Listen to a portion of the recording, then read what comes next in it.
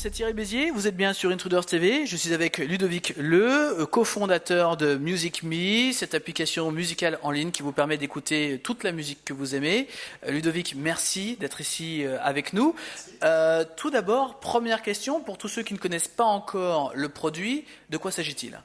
MusicMe, c'est la première plateforme qui s'est lancée dans la musique illimitée, avec il y a 2 ans la première offre d'écoute illimitée, à cette époque payante, et puis il y a 1 an la première offre de téléchargement illimité pour 14,95 € par mois. Les tarifs étaient hauts à cette époque, le marché a beaucoup évolué, on a lancé il y a moins de 2 semaines une offre d'écoute gratuite limitée à 3 écoutes sur la totalité des titres qui sont disponibles, donc on a un catalogue de 3,5 millions de titres, ce qui fait grosso modo 10 millions d'écoutes gratuites, et une consommation illimitée d'écoute et de téléchargement illimité à 9,90 € par mois.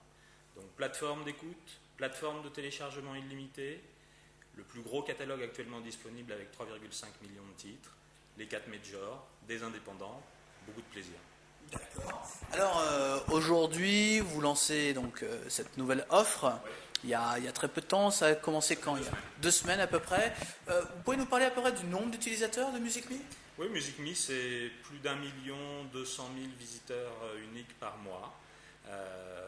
On a aujourd'hui un petit peu moins de 10 000 abonnés payants.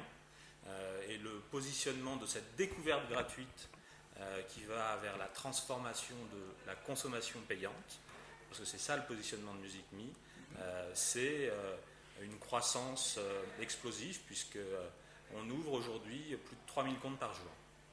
3000 comptes par jour, donc ça explose. Le succès est dû à quoi ? Au choix du catalogue ? Le prix qui est devenu vraiment attractif ou... Je crois que le succès il s'explique par l'expérience qu'on a depuis 2 ans dans la musique et sur l'Internet. C'est une profondeur de catalogue, bien évidemment, avec ces 3,5 millions de titres. C'est plus de 85 000 artistes qui sont présents sur le site, donc il y a beaucoup à découvrir. C'est en moyenne 5000 nouveaux titres mis en ligne toutes les semaines.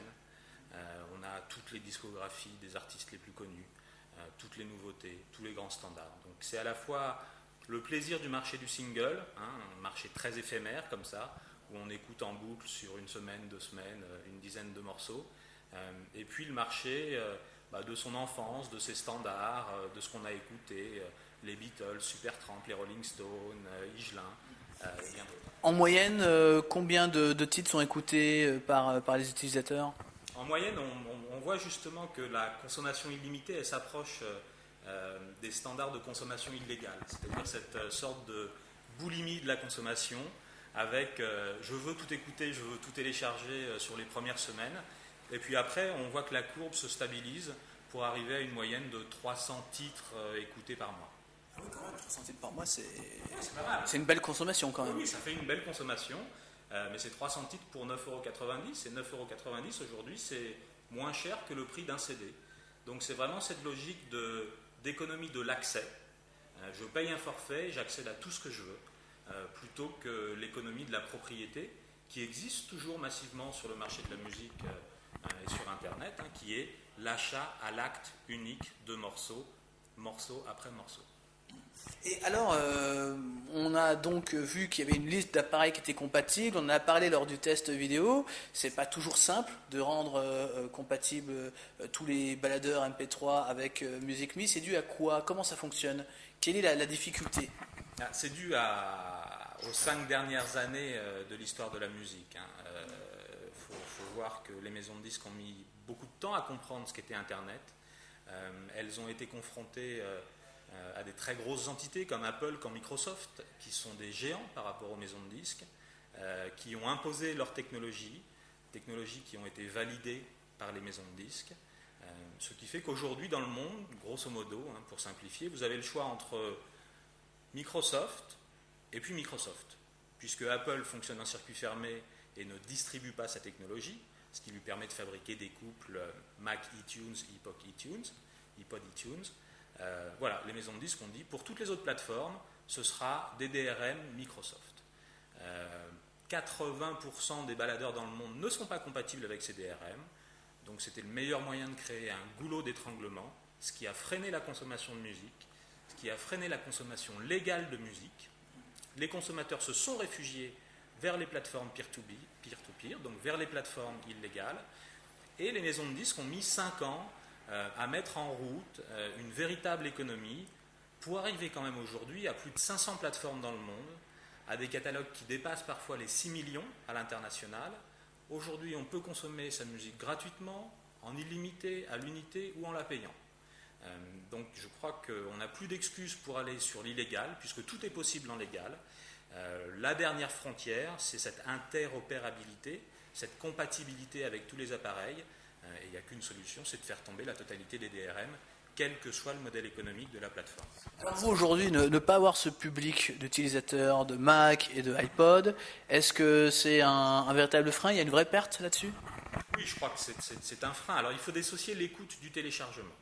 En écoute, les gestions de DRM sont faites, en tout cas chez nous, par la technologie Flash. On utilise des Flash Interactive Server de la dernière génération, et ça permet d'être compatible PC et Mac.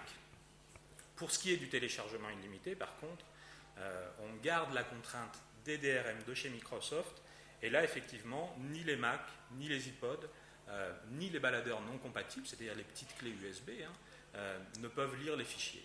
On reste quand même sur un parc d'une 50aine de baladeurs compatibles, mais très honnêtement, on n'est pas très inquiet. Ça nous a freinés. On voit que les grands mouvements vont quand même vers des non-DRM. Je vous prédis qu'avant la fin de l'année, la totalité des catalogues des majors seront en MP3. Reste la problématique liée au système de location de musique comme les nôtres. Est-ce que les maisons de disques seront décidées à faire tomber les barrières des DRM sur des offres illimitées? C'est une question qui reste ouverte aujourd'hui. Et ça peut vraiment changer la face de votre entreprise d'ici la fin de l'année? Ça changera tout. À partir du moment où vous vous adressez à la totalité du marché et non plus à une seule partie du marché. Les prix peuvent baisser et plus d'appareils compatibles? Je ne sais pas s'il est nécessaire de faire baisser les prix. Est-ce que le prix d'un demi-CD par mois, c'est vraiment très cher? J'en suis pas convaincu.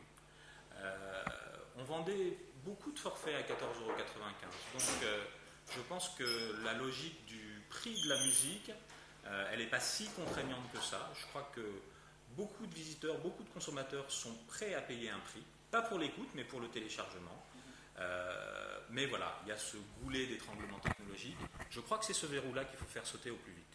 Alors, Music Me est une société française. Oui. Aujourd'hui, comment est-ce qu'elle se porte? Combien d'employés avez-vous? Est-ce que vous êtes aujourd'hui rentable, bénéficiaire? Alors aujourd'hui, Music Me appartient à une société qui s'appelle Apache Network, qui a 8 ans d'existence, une vingtaine de salariés, une activité business to business, toujours spécialisée dans la musique. On répond à ce qu'on appelle le Digital Media Management, donc la gestion des droits numériques. On offre nos prestations à Amazon, à eBay, à Price Minister, à Chapitre.